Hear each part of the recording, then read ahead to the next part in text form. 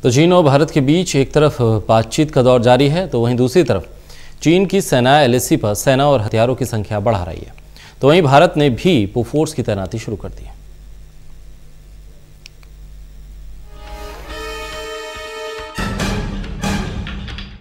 Moscow में कई देशों के विदेश मंत्रियों के बीच बैठकों का दौर जारी है।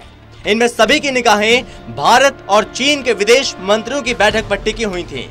और जब दोनों देशों के विदेश मंत्री बैठक कर रहे थे, ठीक उसी समय दोनों देशों की सीमा जिसे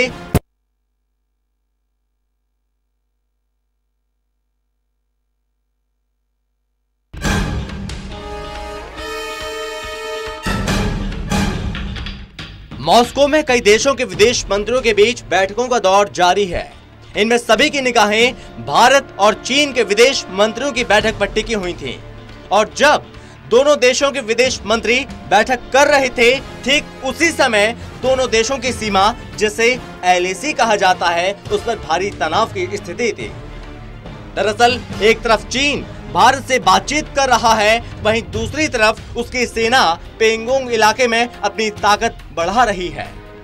इन हालातों से निपटने के लिए अब भारत ने भी LAC पर चीन की गुस्ताखियों को देखते हुए अब 155 मिमी की हॉवित्जर तोप तैनात करना शुरू कर दिया है।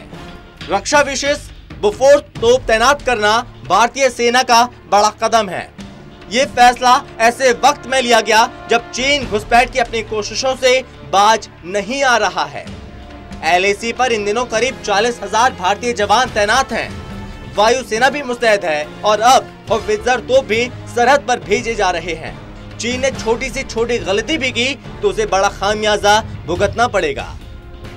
दरअसल भारतीय जवान फिंगर 4 तक पहुंच गए हैं।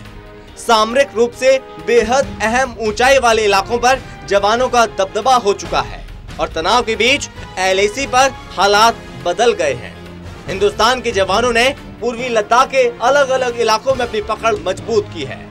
माउंटेन वॉरफेयर के उस्ताद माने जाने वाले जवान चीन को सबक सिखाने के लिए पूरी तरह से तैयार हैं।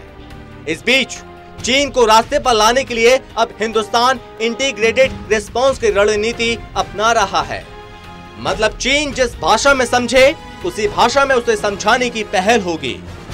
इन्हीं कोशिशों के तहत विदेश मंत्री S जयशंकर ने गुरुवार की रात चीनी विदेश मंत्री वांग यी से मुलाकात की। मॉस्को में करीब 2 घंटे तक दोनों की बातचीत चली। जयशंकर और वांग यी की मुलाकात ऐसे समय में हुई जब हाल के दिनों में चीन की हिमाकत कुछ ज्यादा ही बढ़ गई है। 29-30 अगस्त के बाद से वो लगातार घुसपैठ की कोशिशें करता रहा और हर बार हिंदुस्तान ने उसे आगाह किया है। आपको बता दें कि चीन और भारत के बीच पिछले लंबे समय से सीमा पर तनाव के हालात बने हुए हैं और दोनों तरफ से सैनिकों का जमावड़ा किया जा रहा है। एक तरफ चीन बातचीत के जरिए हालातों को सामान्य करने की बात कर रहा है, तो वहीं दूसरी तरफ LAC पर सैनिक और हथियारों की संख्या बढ़ाता जा रहा है और यही वजह है कि हालात सामान्य होने की जगह और खराब होते जा रहे हैं। Special desk, total news.